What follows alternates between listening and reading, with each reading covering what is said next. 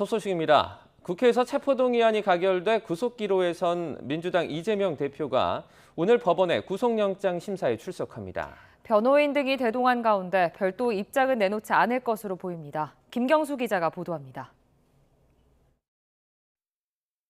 지난 주말 단식을 멈추고 회복 치료 중인 민주당 이재명 대표가 오늘 오전 서울중앙지법에 출석합니다. 법원이 정한 구속영장 심사 날짜에 응한 건데 검찰 소환조사 때와 달리 별도 입장은 밝히지 않을 예정입니다. 이 대표는 변호인과 함께 법정에 출석합니다. 이번 출석과 관련한 이 대표의 별도 입장문은 없습니다. 이 대표는 영장 심사를 받기 위해 병원에서 법원으로 이동한 뒤 영장 심사를 마치고선 결과가 나올 때까지 구치소에 대기해야 합니다. 장기간 단식 여파로 건강이 완전히 회복되지 않은 만큼 구급차나 휠체어를 이용할 가능성도 배제할 수 없습니다. 법정에선 구속 필요성을 두고 검찰과 치열한 공방을 벌일 것으로 예상되는데 친명계 색채가 짙어진 민주당 지도부는 선제적으로 여론전에 나섰습니다. 검찰이 제대로 된 증거를 제시하지 못한 데다 증거인멸이나 도주 우려도 없다면서 영장 기각을 주장했습니다. 핵심 관계자는 죄다 구속되어 있고 검찰 스스로도 증거가 차고 넘친다면서 증거인멸 우려가 있다는 주장은 뜨거운 얼음물과 같은 모순입니다. 현명한 판단을 내려달라며 재판부에 호소하는 동시에 당 차원의 행동에도 나섰습니다. 전직 국회의장 4명과 소속 의원 161명, 당원과 지지자 등의 이름으로 영장 기각 탄원서 89만여 장을 모아 법원에 제출했습니다. 국민의힘은 민주당이 당력을 동원해 판사를 압박한다며 사법 방해라고 비난했습니다. 또 벌써 석방 요구 결의안 얘기까지 나온다며 이 대표 개인 비리 혐의 때문에 국회가 마비된다고 일제히 날을 세웠습니다.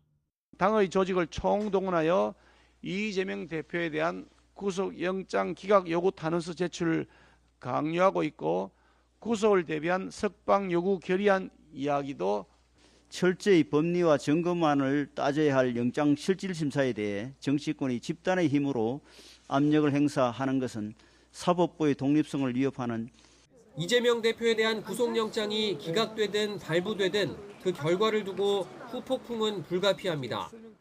초유의 제1야당 대표 구속심사를 앞두고 정치권의 시선은 온통 법정으로 쏠려 있습니다. YTN 김경수입니다. 이번 구속영장 실질심사는 검찰로선 이재명 대표의 수사 전체의 성패가 이 대표로선 정치 생명이 좌우되는 절체절명의 분기점입니다. 그런 만큼 양측 모두 범죄 혐의 쟁점별로 한치도 물러서지 않고 혈투를 벌일 전망입니다. 임성우 기자입니다. 이재명 대표가 받는 혐의 중 첫 번째로 백현동 개발 특혜 의혹이 있습니다. 민간업자에게 막대한 개발 이익을 몰아주려고 성남 도시개발공사를 배제해 성남시에 200억 원가량의 손해를 끼쳤다는 혐의입니다. 검찰은 이 대표가 최측근이자 여러 선거에서 주요 역할을 한 로비스트 김인섭 씨를 도우려고 개발 특혜를 제공한 것으로 보고 있습니다.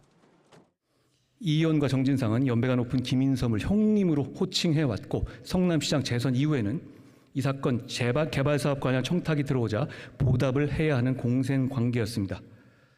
이에 맞서 이 대표 측은 백현동 사업으로 1원의 사익도 취하지 않았고 김 씨와는 2010년 성남시장 당선 이후론 연을 끊어 특혜를 줄 이유가 없다고 반박할 것으로 보입니다. 경기지사 시절인 쌍방울 대북 송금 사건에선 방북 추진 과정에 이 대표가 직접 개입했는지가 주요 쟁점입니다. 검찰은 이 대표가 결제한 대북 사업 문건과 공무원들 진술 등을 종합하면 방북 추진을 이 대표가 지시하거나 승인한 것이 충분히 입증된다고 판단하고 있습니다. 방북 비용 대납 의혹의 핵심 인물인 김성태 전 쌍방울 회장을 이 대표가 직접 알았는지도 규명 대상입니다. 검찰은 김 전 회장이 이 대표와 여러 차례 통화했다고 진술했고 지난 대선 경선 당시 이 대표에게 1억 원 넘는 후원금을 낸 점을 부각하고 있습니다. 이 대표 측 약속 없이 북한에 800만 달러, 우리 돈 100억 원 이상을 방북 추진 비용으로 대납할 순 없었다는 겁니다. 이에 맞서 이 대표 측은 검찰이 김 전 회장과 이 대표가 가까운 관계인지 어떤 이익을 주고받았는지 입증하지 못했고 당시 대북 사업도 실무진들이 추진한 거라고 선을 긋고 있습니다. 수백 번 압수수색하고 수백 명을 조사했지만 증거라고는 단 한 개도 찾지 못했습니다. 그 이유는 사실이 아니기 때문입니다. 양측의 치열한 공방 속에 구속 여부는 결국 증거인멸 가능성에서 판가름 날 거란 분석이 나옵니다. 검찰은 이 대표 혐의에 검사 사칭 사건에 대한 위증 교사죄가 포함되어 있다는 점을 부각할 전망입니다. 또 거대 야당 대표가 지닌 막강한 영향력으로 측근이나 실무진을 회유하거나 압박할 수 있고 일부는 현실이 됐다고 주장하며 구속 필요성을 강조할 것으로 보입니다.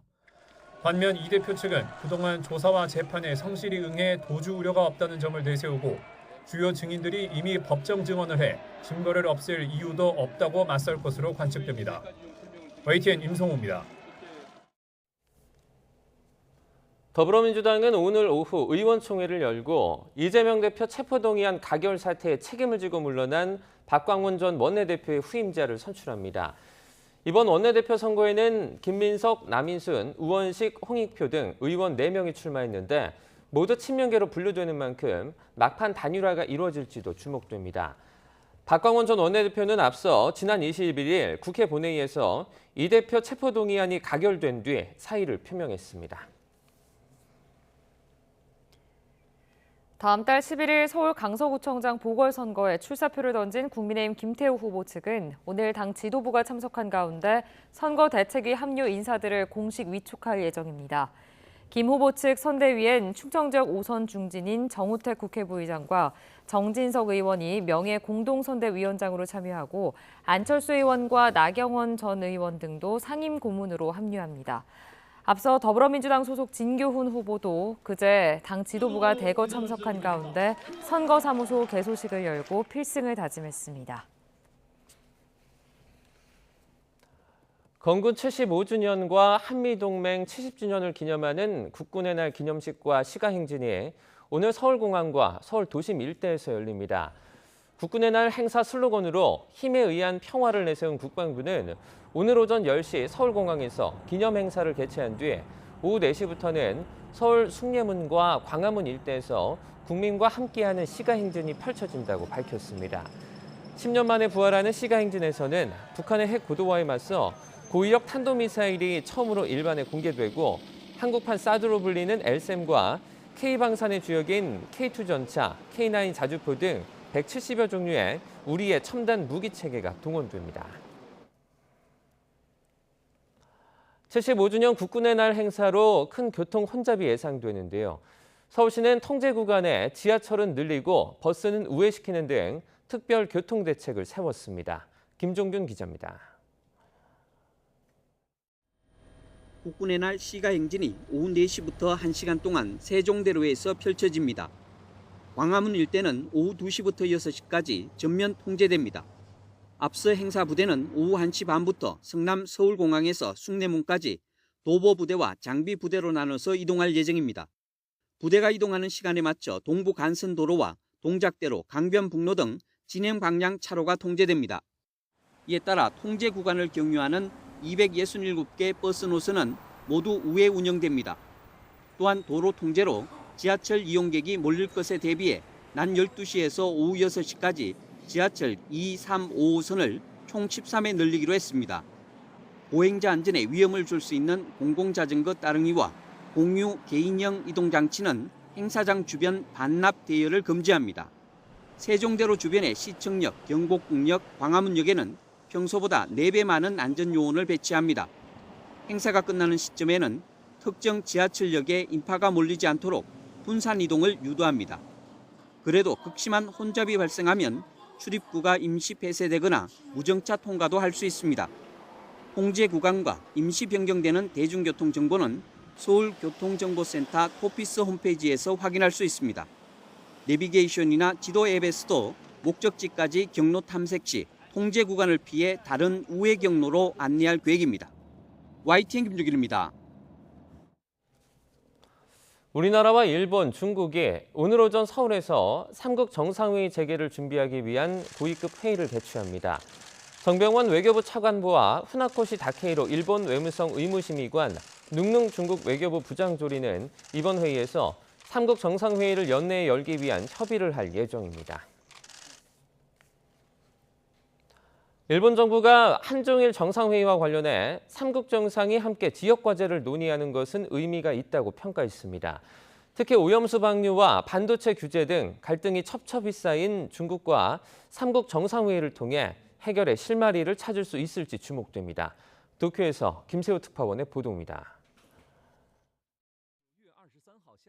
시진핑 중국 국가주석이 한덕수 총리와의 회담에서 한중일 정상회의 개최에 환영의 뜻을 나타내자 일본 정부는 지역 평화와 번영의 책임을 공유하는 3국 정상이 함께 자리하는 것은 의미가 있다고 평가했습니다.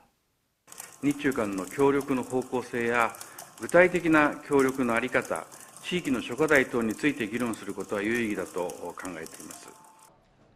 그러면서 중국과 정상, 외교 장관 차원에서 한중일 프로세스를 재가동하기로 했다고 밝혔습니다. 이와 관련해 한중일 외교 당국은 서울에서 3국 정상회의 준비를 위한 연쇄 협의에 들어갔습니다. 현재 일본은 원전 오염수 방류 한 달이 되도록 일본산 수산물 금수 조치로 맞서는 중국에 뾰족한 수로 대응하지 못하고 있습니다. 여기에 중국을 겨냥한 일본의 첨단 반도체 23개 품목의 수출 규제 강화, 그리고 지난달 집권 자민당의 최고위급인 아소다로 자민당 부총재의 타이완 방문도 중국의 거센 반발을 불렀습니다. 日本、台湾、アメリカをはじめとした有志の国々、強い抑止力というものを機能させる覚悟が求められていると。 일본은 이번 한중일 정상회담을 계기로 첩첩이 쌓여있는 중국과의 갈등을 해소하기 위한 모멘텀 마련에 힘을 쏟을 것으로 보입니다. 우리 정부 관계자는 한중일 정상회담은 현재로서는 한국과 일본에게는 중국을 공동 견인할 수 있는 유일한 메커니즘이라고 강조했습니다. 일본이 한중일 정상회의를 준비하는 과정에서 외교, 통상, 안보 분야에 두루 걸쳐 있는 대중 현안에 어떤 답안지를 내놓을 수 있을지 주목됩니다. 도쿄에서 YTN 김세호입니다. YTN은 인천 검단 신도시에서 건설 중인 일부 단지 아파트에서 외벽 철근이 대량 누락된 문제를 연속 보도하고 있습니다. 앞서 지난 4월 지하 주차장이 무너졌던 검단 신도시의 다른 단지의 구조 설계를 맡은 업체가 여기서도 설계를 담당한 것으로 확인됐는데요. 외벽 철근 누락 위험성을 LH에 처음 알리고 전면 재시공을 주장한 감리단장은 교체까지 된 것으로 드러났습니다. 박정현 기자의 단독 보도입니다. 서울 송파구에 있는 A설계업체. 건물의 하중 등을 개선해 기둥과 벽 같은 공간을 구성하는 구조설계 전문 업체입니다. 지난 4월 지하주차장이 무너진 인천 검단 신도시 아파트 건설 과정에서 구조설계 업무를 담당했고 지붕을 떠받치는 기둥 32개 가운데 15개에서 보강철근이 빠진 게 붕괴 원인으로 지목됐습니다. 그런데 같은 업체가 구조설계를 맡은 인근 다른 단지에서 건물 외벽 철근이 누락된 사실이 이번에 새로 드러난 겁니다. YTN이 입수한 설계 도면을 보면 철근은 설계 단계부터 필요한 양보다 훨씬 적게 넣는 것으로 돼 있습니다. LH와 업체 측은 철근이 얼마나 필요한지 계산하는 과정에서 숫자를 실수로 잘못 적어 넣은 거라고 해명합니다. 원래 12.96제곱센티미터가 들어가야 하는 수직 철근을 3.57제곱센티미터로, 9.51제곱센티미터가 필요한 수평 철근도 3.57제곱센티미터로 오기했다는 겁니다. 시공사인 동부건설은 설계 과정에는 참여하지 않은 채 설계 도면에 적힌 대로 시공한 만큼 문제가 있다는 걸 알아채기는 어려웠다는 입장입니다. 이런 가운데 LH는 해당 시공 현장에서도 철근이 빠졌다는 걸 철근 누락과 그에 따른 주차장 붕괴로 한창 여론의 문매를 맞던 지난 6월에야 인지했습니다. 감리단장에게 처음 들어 알게 된 건데 이후 대응에서도 석연치 않은 구석이 많습니다. 수차례 소집된 대책회의에서 감리단장은 안전성을 완전하게 보장하려면 문제가 되는 부분을 해체하고 처음부터 다시 지어야 한다고 제안했습니다. 하지만 LH는 이를 받아들이지 않고 이미 세운 기둥에 모자란 철근을 추가로 덧대 보강하는 방법을 선택했습니다. 다시 해체하고 다시 콘크리트 탓을 했을 적에 누구도 그 방법에 대해서 시비 걸 사람은 없었거든요. 하지만은 LH 쪽에서 제시하는 증탁공법이라는 거에 대해서는 관계 기술자들도 여러 가지로 해석을 할 수 있고 나중에 이런 것들이 입지자들이 알거나 드러났을 적에 CCTV가 있고 문제를 제기한 감리단장은 현장에서 빠지라는 LH 측 요구를 거부했다가 되레 소속된 감리업체 인사위원회에 회부된 뒤 해임됐다고 주장합니다. LH에서 단장을 교체하라고 요구가 왔다. 그렇기 때문에 자기네들도 어쩔 수가 없다라는 그런 이유였죠. 이에 대해 LH는 전체를 철거하려면 막대한 비용이 든다며 외부 구조 시공 전문가 자문을 거쳐 보강 방법의 안전성을 검증받았다고 밝혔습니다. 또 감리단장 교체는 이번 건과 관계없이 감리단 내부 사정에 따른 거라고 설명했습니다. YTN 박정현입니다. 지난달 27일 서울 용산구에 있는 아파트에서 추락해 숨진 현직 경찰관에게서 필로폰과 신종 마약 등 여러 종류의 마약류 성분이 검출됐습니다. 경찰은 또 당시 모임에 참석한 3명을 추가로 더 찾아내 전체 참석자는 25명으로 늘었습니다. 윤성훈 기자의 보도입니다. 집단 마약 투약이 의심되는 모임에 참석했다 추락사한 현직 경찰 A 경장의 부검 결과가 나왔습니다. 경찰은 숨진 A 경장의 소변과 모발, 혈액에서 필로폰과 케타민, 엑스터시 양성 반응이 나왔다는 감정 결과를 국립과학수사연구원에서 받았습니다. 이와 함께 수술용 마취제로 개발됐지만 부작용이 심해 사용이 중단된 이른바 천사의 가루 등 신종 마약류 2종도 검출됐습니다. 다만 A 경장이 사망에 이른 건 추락하며 온몸에 생긴 치명적 손상 때문인 것으로 드러났습니다. 경찰은 A 경장이 마약을 투약한 사실을 확인한 만큼 모임에서 다른 참석자들에게 마약류를 제공했는지도 수사할 방침입니다.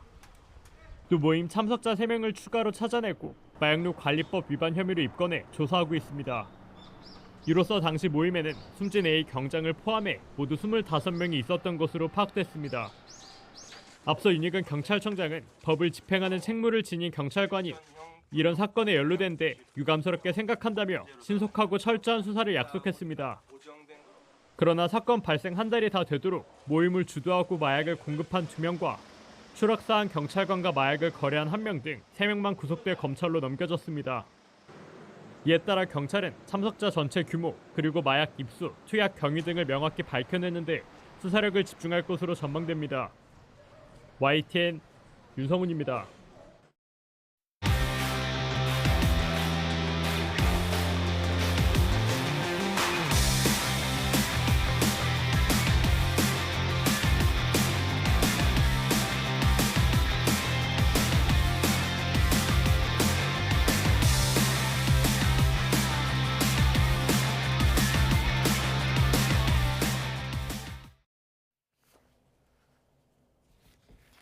미국의 10년 만기 국채금리가 연 4.5%를 돌파하며 16년 만에 최고치를 다시 경신했습니다.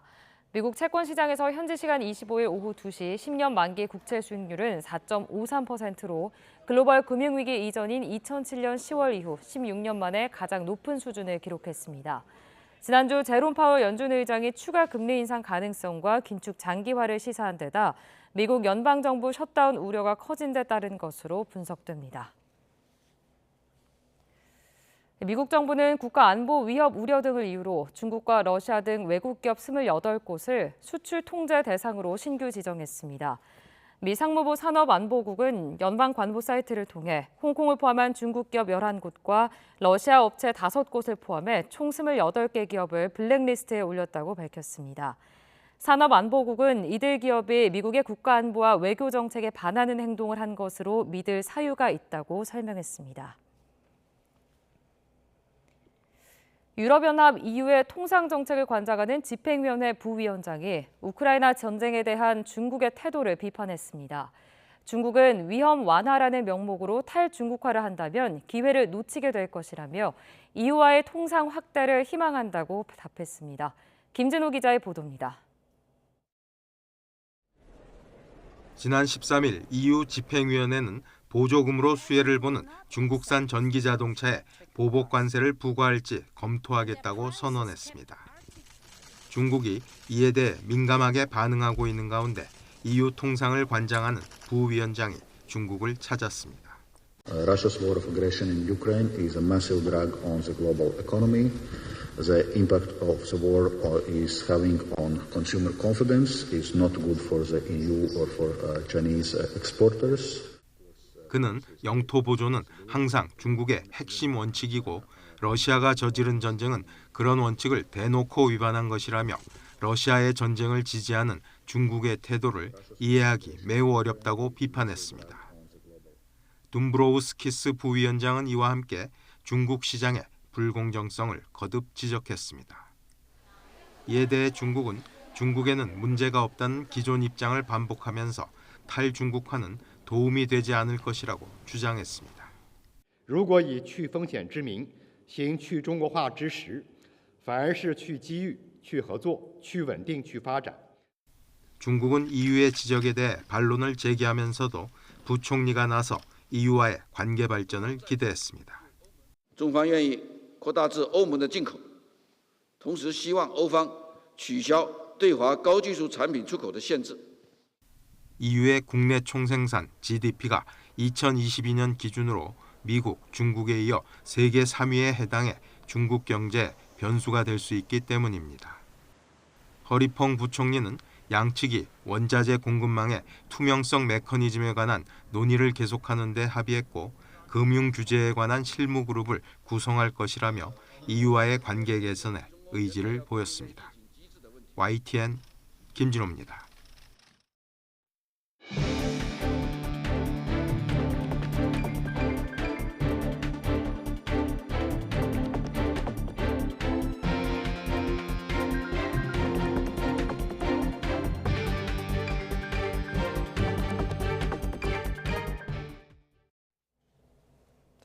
더불어민주당 이재명 대표에겐 운명의 날이 밝았습니다. 구속영장 심사 결과에 따른 파장은 만만치 않을 전망입니다.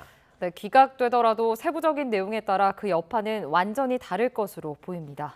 먼저 구속영장을 발부하는 사유부터 살펴보겠습니다. 형사소송법을 보면 죄를 범했다고 의심할 만한 타당한 이유가 있는 상황에서 주거가 일정하지 않거나 증거를 인멸 또는 도주 우려가 있을 때 범죄의 중대성, 재범의 위험성 등을 따져 구속을 고려하게 돼 있습니다. 이 대표는 이 가운데 도주의 우려는 없다고 볼 수 있으니 중요한 건 혐의 소명과 증거 인멸 우려라는 분석이 나옵니다. 이 대표로서는 최악의 결과는 물론 이 구속영장 발부입니다. 혐의 소명이라는 대전제를 충족한 데다 증거 인멸 우려까지 있다고 본 만큼 지금까지 이 대표의 주장은 힘을 잃게 되고 정치적인 장래 역시 어두워지게 됩니다.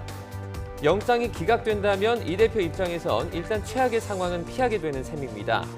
다만 여기에도 두 가지 경우의 수가 있습니다. 첫 번째론 증거인멸 우려가 없고 혐의 역시 다툼의 여지가 있다고 나오는 경우입니다. 이 대표의 범죄 혐의 소명이 명확하지 않다는 뜻이니 정치 수사에 불과하다는 이 대표의 주장에 힘이 실리게 됩니다. 체포동의안 가결 뒤 이어지는 더불어민주당의 혼란도 이 대표를 중심으로 수습될 가능성이 큽니다. 반면 혐의가 소명되지만 증거인멸의 우려가 없기 때문에 기각하는 경우도 예상해 볼 수 있습니다. 이 경우 구속은 피했지만 범죄 사실 자체는 충분히 의심된다는 뜻인 만큼 정치 수사이자 보복이라는 이 대표의 주장은 빛을 잃게 됩니다. 대선 이전부터 이 대표를 올가매던 사법 리스크도 그대로 남을 수밖에 없습니다. 구속은 피했지만 총선을 앞두고 더불어민주당 내부 비명계의 목소리가 커지면서 혼란은 한층 깊어질 걸로 보입니다. 지금으로선 결과를 예단하기 어렵습니다. 다만 몇 가지 변수는 있습니다. 일단 검찰은 이 대표의 혐의 자체에 위증교사, 그러니까 거짓 진술을 요구했다는 걸 포함했습니다. 이 자체가 증거인멸 가능성으로 받아들여질 수 있다는 뜻입니다. 이 대표의 단식도 변수입니다. 24일 동안의 단식으로 건강 상태가 나빠진 상황에서 구속이라는 수단을 꼭 써야 하는지 의문이 생길 수 있습니다. 반면 단식했다고 구속을 하지 않는 선례가 생길 수 있다는 점도 법원의 고민거리일 것으로 보입니다. 민주당 이재명 대표 체포동의안 가결에 책임을 지고 물러난 비명계 박광원 원내대표의 후임 원내사령탑이 오늘 선출됩니다. 이 대표를 지지하는 후보들만 출사표를 던져 누가 되든 친명 지도부라는 평가가 나오는데 당내에선 개파 간 전운이 감돌고 있습니다. 조성우 기자입니다. 민주당 후임 원내대표 선거 전에는 중진 의원 4명이 도전장을 냈습니다. 4선 우원식, 3선의 김민석, 남인순, 홍익표 의원이 후보로 나섰는데 모두 친 이재명 색채가 강하다는 평가를 받습니다. 누가 되든 친명계 원내 사령탑이 들어서는 겁니다. 구속 여부와 상관없이 이재명 대표를 중심으로 당이 뭉쳐야 한다는 친명 주류의 강한 의지가 반영된 걸로 풀이됩니다. 후보들께서 이재명 대표를 끝까지 지키겠다. 당원들과 함께 민주당의 깃발 높이 들고 전진하겠다라고 많은 당원과 국민들이 바람에 호응해 주셨으면 좋겠습니다. 친명 지도부는 동시에 체포한 가결 투표는 해당 행위인 만큼 상응하는 절차와 조치를 해야 한다고 연일 비명계에 대한 압박 강도를 높이고 있습니다. 가결표를 던진 것은 해당 행위입니다. 그동안 이제 발언 그리고 당에 해를 끼치는 행위 이런 여러 가지에 대해서 절차를 만들어 나갈 수밖에 없습니다. 원내대표 후보를 내지 않은 비명계는 정면 대응은 자제하는 모습입니다. 최고위원직을 내려놓은 송갑석 의원도 마지막 회의에서 체포안이 가결된 게 구속에 동의하는 건 아니라고 한발 물러섰습니다. 당내 주류와 당원들 반발을 다독이려는 취지로 읽힙니다. 검찰 수사의 정치성, 부당성을 사법부 판단을 통해 분명히 밝힘으로써 그 매듭을 끊으려는 뜻이 포함된 결과이지 결코 구속영장 발부 자체에 동의한 것이 아니라고 저는 이해합니다. 하지만 언론 인터뷰 등을 통해 당내 가결파 색출 움직임을 분열을 선동하고 조장하는 행위, 독재로 가는 길이라며 반발하는 목소리는 잇따르고 있습니다. 우리 당이 제대로 된 방향으로 가기 위한 그런 정치적 행동을 그걸 해당 행위다라고 하는 거는 그건 진짜 적반하장이다. 비명계는 이재명 대표 체포동의안이 가결된 이후 전반적으로 숨고르기에 들어간 모습입니다. 당 주류와 강성당원들의 비판이 거센 만큼 일단 이 대표에 대한 구속영장 심사 결과를 지켜보자는 전략적 판단이 깔린 걸로 보입니다. 하지만 법원이 검찰의 영장 청구를 받아들여 이 대표를 구속할 경우 본격적인 반격에 나설 가능성도 배제할 순 없다는 관측이 많습니다. YTN 조성호입니다. 김행 여성가족부 장관 후보자가 공직기간 신우이와 지인에게 넘겼다가 다시 사들인 회사 주식의 주당 평가액이 4년 만에 79배가 뛴 것으로 나타났습니다. 김 후보자는 폐업 위기였던 회사 주식을 되산 뒤 자신이 회사를 살린 것이라고 반박했습니다. 직접 들어보시죠. 제가 2019년도에 상당한 결단을 했습니다.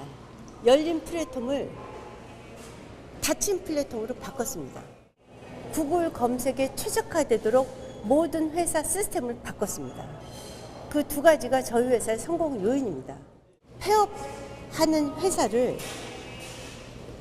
제가 2019년도에 극적으로 그래서 5년 후에 79배의 기업 가치를 키웠습니다.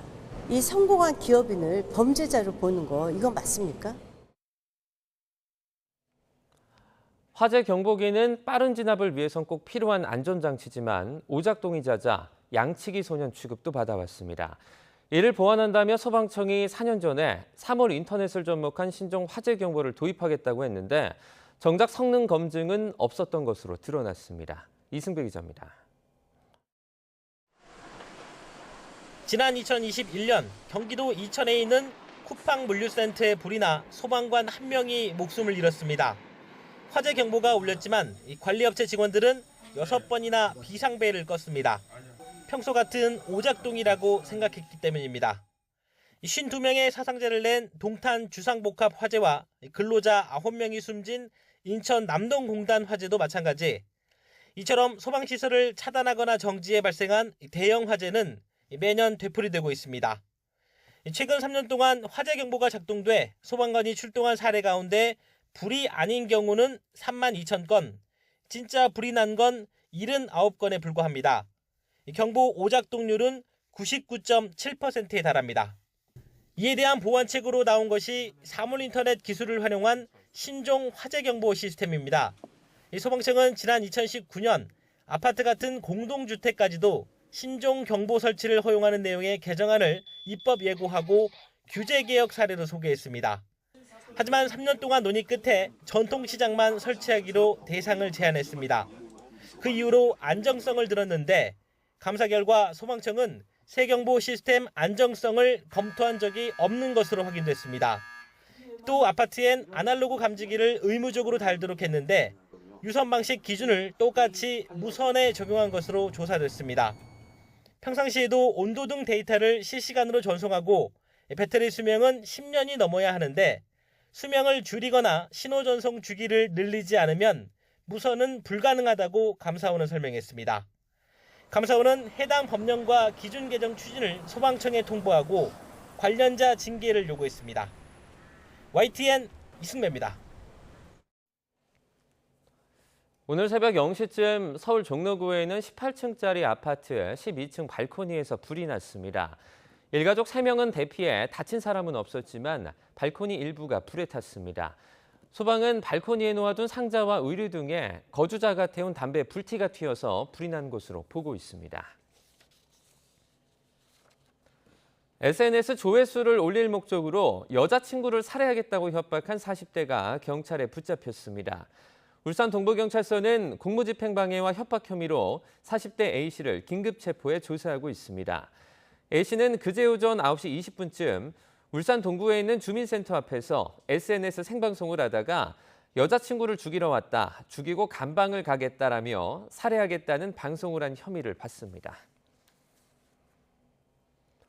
경찰에서 넘겨받은 불법 도박범죄 사건을 검찰이 다시 들여다봤습니다.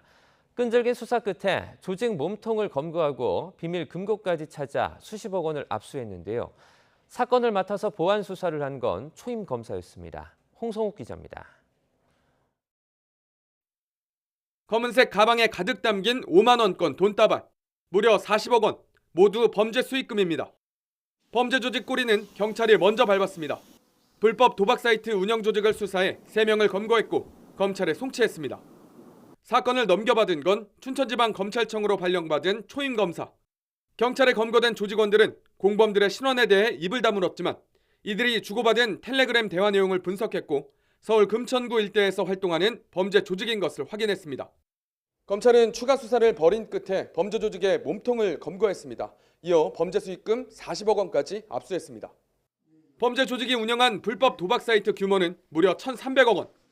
이들은 지난 2020년 9월부터 최근까지 스포츠 경기 승패를 놓고 배당률에 따라 돈을 지급해주는 방식으로 14개가 넘는 불법 도박 사이트를 운영했습니다. 범죄 수익금 40억 원은 비밀 금고 안에 숨겨놨고 일부는 고급 외제 차량을 사기도 했습니다. 춘천지검은 도박장 개설 등의 혐의로 범죄 조직 총판 25살 A씨와 부팀장 B씨 등 5명을 구속 기소했습니다. 총판 팀장들은 이같이 포르쉐 승용차 등 고급 승용차를 여러 대를 타고 다니면서 음주 무면허 운전을 계속 반복하였고 전신문신으로 위화감을 조성하는 등 법을 경시하는 모습을 자랑스러워하는 속칭 MG 조폭과 같은 행태를 보여왔습니다. 범죄 조직의 꼬리만 자르고 마무리될 뻔한 사건. 초임 검사의 끈질긴 수사로 범죄 조직 몸통을 검거하고 수십억 원을 국고로 환수했습니다. YTN 홍서욱입니다. 9월 26일 화요일 미리 보는 오늘입니다. 서울시는 오늘 국군의 날 행사 시가행진에 따라 특별 교통대책을 추진한다고 밝혔습니다. 오늘 낮부터 행사가 열려 교통 통제가 뒤따르는 만큼 대중교통 증편 및 우회 운행이나 교통정보 제공 등으로 지원한다는 계획입니다. 경찰은 부대 이동 시간에 맞춰 동부간선도로와 동작대로, 강변북로 등 진행 방향 차로를 통제합니다. 이에 따라 통제 구간을 경유하는 267개 버스 노선은 모두 우회 운행하고 지하철 2, 3, 5호선을 증편 운행할 계획입니다. 북한이 오늘 우리의 국회에 해당하는 최고인민회의 회의를 열어 법안을 심의하고 조직 문제를 논의합니다. 올해 들어 최고인민회의 개최는 지난 1월에 이어 이번이 두 번째로 안건에 포함되진 않았지만 지난 13일 이뤄진 북러 정상회담 합의 이행을 위한 후속 조치 차원의 안건이 추가됐을 가능성이 있습니다. 헌법재판소가 오늘 대북전단 살포를 처벌하는 남북관계 발전법이 헌법에 어긋나는지 여부를 2년 만에 판단합니다. 헌재 심판대에 오른 이 법은 전단 살포 행위에 대해 3년 이하의 징역 또는 3천만 원 이하의 벌금으로 처벌하도록 규정하고 있습니다. 헌재는 또 이적단체에 가입하거나 찬양 고무를 금지하고 이적 표현물을 갖거나 유포할 수 없게 한 국가보안법 조항의 위헌 여부도 오늘 판단합니다. 각종 표현에 관한 처벌 규정을 담은 국가보안법 7조가 헌재 위헌 심판대에 오르는 건 1991년 이후 8번째입니다. 지금까지 미리 보는 오늘이었습니다.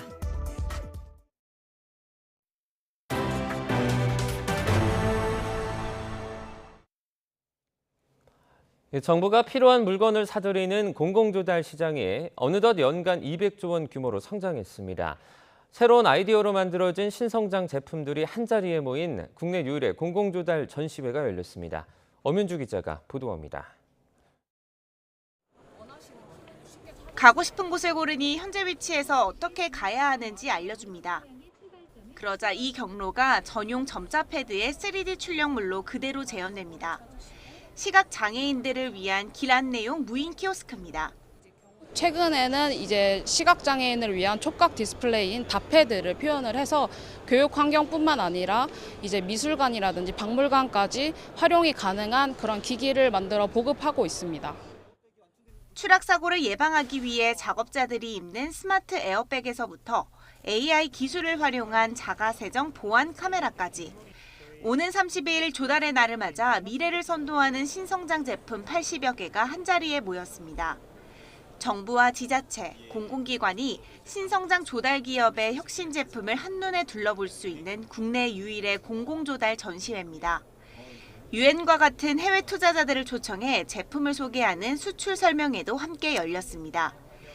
연간 200조 원의 공공구매력을 활용해서 미래 신성장 산업을 집중 육성하고 우수한 우리 조달 기업들이 해외 조달 시장으로 진출할 수 있도록 모든 정책적 지원을 아끼지 않겠습니다. 조달청은 올해 예산 483억 원으로 신성장 조달 기업들의 제품을 시범 구매하고 초기 판로 개척을 지원할 방침입니다. YTN 엄윤주입니다. 통신업계가 알뜰폰의 등장 등으로 시장 경쟁이 더욱 치열해지자 기존 고객 붙잡기에 주력하고 있습니다. 통신 3사 모두 가입자만 혜택을 누릴 수 있는 쇼핑몰을 만들어 운영 중입니다. 최기성 기자가 취재했습니다. 한우 선물 세트 포장 작업이 한창입니다. 통신사 쇼핑몰에 입점한 뒤 주문량이 늘어서 최근에는 하루에 1,500세트 이상 제작합니다. 회원수가 많다 보니까는 많은 분들이 생각한 것보다 많이 구매를 해주셔서 입점 업체의 90%가 넘는 소상공인들에게 통신사가 분석한 빅데이터를 공유하기도 합니다. 아주 방대한 양의 데이터 그리고 AI 추천 기술이 고객이 선호할 만한 제품을 추천을 하고요. 한 통신사 쇼핑몰은 7천여 개의 상품을 보유하고 있습니다. 다른 쇼핑몰보다 더 비싼 상품이 있는지 찾아낸 고객에게 경품을 주는 행사도 진행했습니다. AI 기반의 판매 예측 시스템을 통해서 준비된 수량을 최저 가격으로 판매할 수 있고 일부 추석 선물 품목은 다른 쇼핑몰보다 최대 40% 더 싸게 판다고 통신사는 주장합니다. 양가 부모님 선물을 찾고 있었던 와중에 그 물가가 많이 올라서 걱정을 하고 있었거든요. 그러니까 저렴하게 구매를 잘 하게 되었습니다. 고객 데이터를 바탕으로 필요한 상품을 안내하는 통신사 쇼핑몰도 있습니다. 개인 특성이나 소비 패턴, 관심사 등을 인공지능이 종합적으로 분석해 활용합니다. 맞춤형 상품 특가 정보를 선별해 문자 메시지를 보내는 식입니다. 인기 상품 공동구매 등 고객의 구매 성향에 따라 더욱 세분화되고 정교한 혜택을 제공해드리고자 합니다. 자사 가입자에게만 혜택을 제공한다는 공통점이 있습니다. 치열해지는 경쟁 속에 기존 고객이라도 붙잡겠다는 통신사들의 노력이 가입자들에게는 혜택으로 돌아오고 있습니다. YTN 최기성입니다. 한미일 3자 군사협력을 확대하기 위해 주한미군과 주일미군을 통합한 가칭 극동사령부를 만드는 방안을 고려할 필요가 있다고 전 주한미군 사령관이 주장했습니다. 빈센트 브룩스 전 주한미군 사령관은 워싱턴 DC에서 열린 한미 전략 포럼에서 지금의 군 지휘 체계가 지난달 캠프 데이비드 한미일 정상회의에서 이뤄진 외교관계 개선과 보조를 맞추고 있는지 논의할 필요가 있다고 말했습니다. 브룩스 전 사령관은 한미일 협력 강화로 한미와 미일 동맹이 삼각형으로 연결됐지만 군사적으로 한일 간 연결고리는 유엔군 사령부가 유일하다며 극동사령부 창설의 필요성을 강조했습니다. 캐나다 의회가 나치에 부역한 우크라이나 이민자에게 기립박수를 보내 국제적 망신을 샀습니다. 2차 대전 당시 적과 아군 구별을 제대로 하지 못해 생긴 황당한 일이었습니다. 류재복 기자의 보도입니다. 볼로드미르 젤렌스키 우크라이나 대통령이 캐나다 의회를 방문했던 지난 22일, 앤서니 로타 캐나다 하원 의장이 우크라이나 출신 이민자 한 명을 소개합니다. Ukrainian Canadian world veteran from the Second World War who fought the Ukrainian independence against the Russians. 의원들의 기립박수를 받은 사람은 98살 야로슬라프 훈카. 젤렌스키 대통령의 의회 방문에 맞춰 섭외한 인물입니다. 로타 하원 의장은 훈카를 전쟁 영웅이라 치켜 세웁니다. He's a Ukrainian hero, a Canadian hero, and we thank him for all his service. Thank you. 그런데 훈카는 러시아에 맞선 우크라이나의 영웅이 아니었습니다. 2차 대전 때 러시아는 독일을 물리친 우방국의 하나였던 소련이었습니다. 훈카는 오히려 나치 독일 친위대 SS에 부역했던 우크라이나 의용부대 소속이었습니다. 이 사실을 밝혀낸 유대인 대학살 교육단체 비젠탈 센터는 나치 군부대 복무자에게 기립박수를 보낸 의회에 충격을 받았다고 비난했습니다. 러시아 역시 캐나다의 해명을 요구하며 강하게 비난했습니다.